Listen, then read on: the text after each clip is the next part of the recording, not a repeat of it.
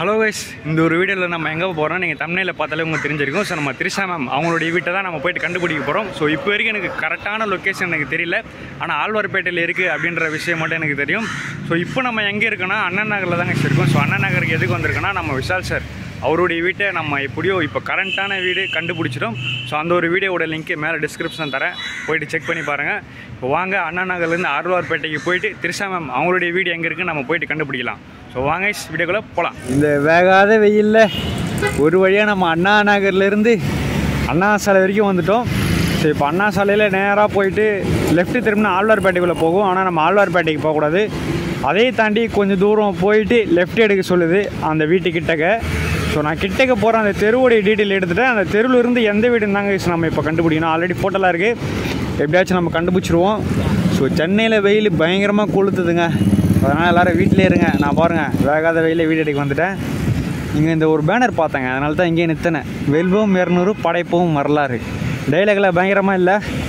ஓகேங்க வாங்க, இன்னும் ஒரு 1.5 கிலோமீட்டர் பக்கம் காட்டுது. சிக்னல் வேறு போட்டாங்களா, சிக்னலில் நின்றுட்டு நம்ம போயிடலாம். ஒரு வழியாக நம்ம திரிஷா மேம் இருக்கிற அந்த ஒரு தெருவுக்கு வந்துட்டாங்க. ஸோ செனட்டப் 2வது சந்து. ஸோ இந்த ஒரு தெருவில் தான் இருக்காங்க, அது மட்டும் எனக்கு கன்ஃபார்ம் தெரியும். இப்போ நேராக போகணும், நேராக போயிட்டு வீடு மட்டும் எந்த வீடுன்னு நம்ம கண்டுபிடிக்கலாம். வாங்க போவோம்.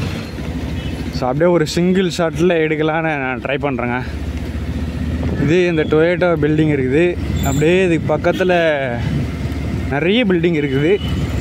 ஆனால் எந்த பில்டிங்கையும் கண்டுபிடிக்கணும், நம்ம பின்னாடியும் பார்க்கணும். ஏன்னா இது வந்து பார்த்திங்கன்னா குறுகலான தெரு. இது என்னங்க ரெஸ்டாரண்ட்டா? மேபி இந்த ரெஸ்டாரண்ட்டில் கூட வரலாம். வீடு இங்கே தாங்க பார்த்தேன், இந்த பேரிகேடு தாண்டினதுன்னு தான் நினைக்கிறேன். பேரிகேடு தாண்டினது தான் வரும் இந்த சைடு. எந்த வீடு? அது வரைக்கும் பாருங்கள், இதுதான் நம்ம திரிஷா மேம் வீடு. இருங்க, நான் உங்களுக்கு நிப்பாட்டி அந்த சைடு கிராஸ் பண்ணி நான் உங்களுக்கு காட்டுறேன்.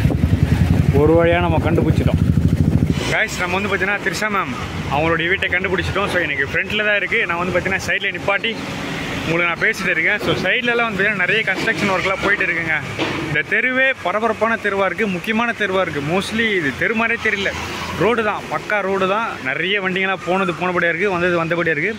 நம்ம திரிஷா மேம் வீட்டை நம்ம பார்த்துட்டோம். அந்த வீட்டை பற்றி சொல்லணும்னா 4 கேட்டு இருக்காங்க. ஸோ 4 கேட் எதுக்குன்னு தெரியல, நான் அங்கே போய்ட்டு நான் உங்களுக்கு காட்டுறேன். ஸோ அதுக்கு முன்னாடி நம்ம தமிழ் சினிமாவில் கொஞ்சம் பேர் தான் தமிழ் நடிகைகள் இருக்காங்க.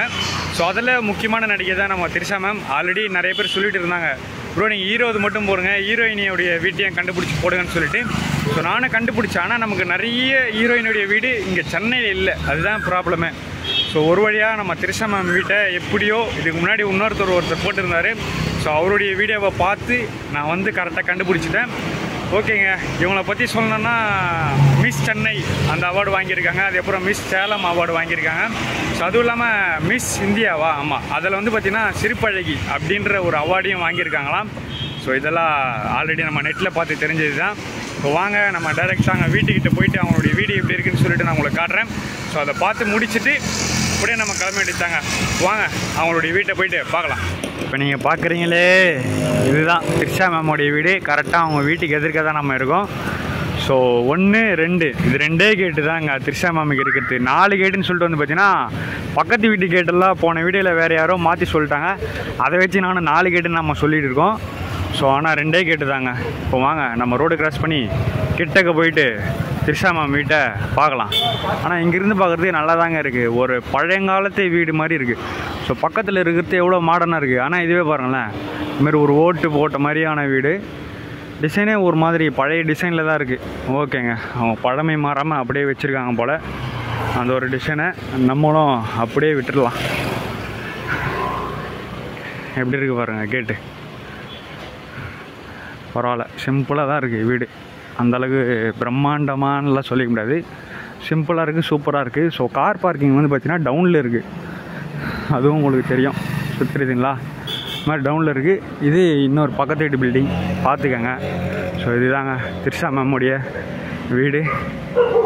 உள்ள நாய் இருக்குது, அதனால் நம்ம போயிடலாம்.